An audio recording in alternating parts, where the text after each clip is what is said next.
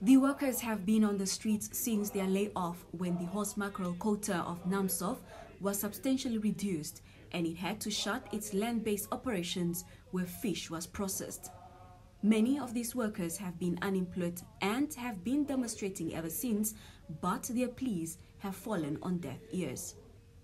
Many of them gathered again this week to show their disgust at the revelation of the fish rot scandal, but one of their brothers in arms, Salatiel Ipangelwa, couldn't join them.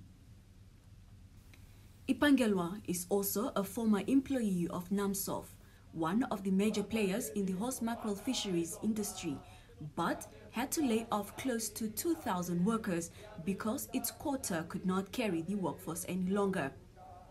When he was still employed by Namsov, he had medical aid and could visit a specialist as he had a problem with one of his eyes.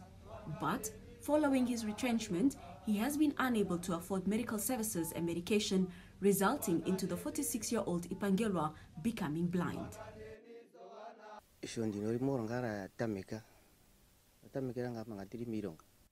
It first started with the one eye while I used to work. It first started itching and I went to the specialist in Swakopmund. At times I would be able to see with just one eye. I used my medical aid to see the doctors, but now I can't see because I can't afford it. Even I used to go to Dr. Dume, but now I only go to the clinic which gives me eye ointment. Life, he says, is difficult for him now, and he believes his blindness could have been averted if he had medical aid.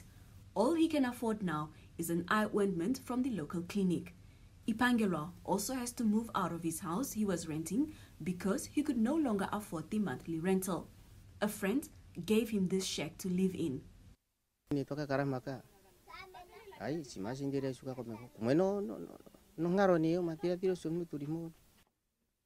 Things started getting worse after I lost my job. I think a lot because of the situation. There is nothing I can do. Even my children are suffering. I had to take them out of school here in Quisabon and took them to the north because I don't have anything. I'm unable to cope. Sometimes you think you are not focusing on the problem, but you actually are, as it gets mentally exhausting, and I believe that my situation now currently, due to just sitting with my thoughts, also contributed to me becoming blind. Though he received his pension after he lost his job at Namsov, Ipangelwa says that he's going through depression, and now he understands why those who lost their jobs over the years in the fishing sector ended up taking their lives or die of depression-related ailments.